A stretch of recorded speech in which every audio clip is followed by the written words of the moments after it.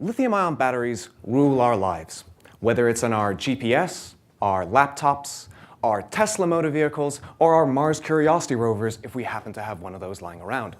They're also in our cell phones. We use these devices each and every day to explore our world, on the internet, on the road, or on Mars.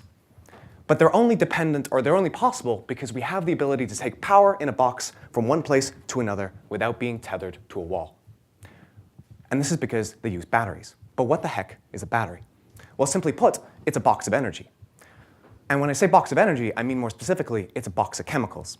As these chemicals change from their higher state to a lower state, they release energy. And we use this to power our devices.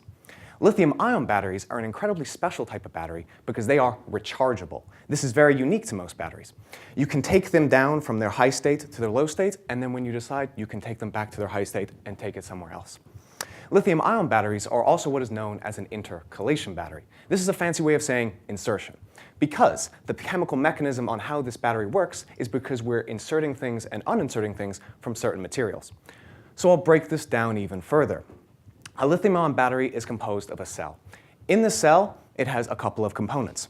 You have two electrodes on either side that have our reactive materials. We have our electrolyte that allows our ions to move from one side to another. This ion happens to be lithium ion, which is where the name comes from. And we also have a wire that connects the two electrodes that allow electrons to move. And I'll explain why that's significant. So in our two electrodes, we have layered materials. One of those on the one side is a material that has lithium that likes to live inside it. This is lithium cobalt oxide. In our ground state of our battery, when it's discharged, all of our lithium ions hang out on this side. When we push a whole bunch of energy into the system, we can move lithium ions from one side of the battery to the other electrode. They travel through the electrolyte.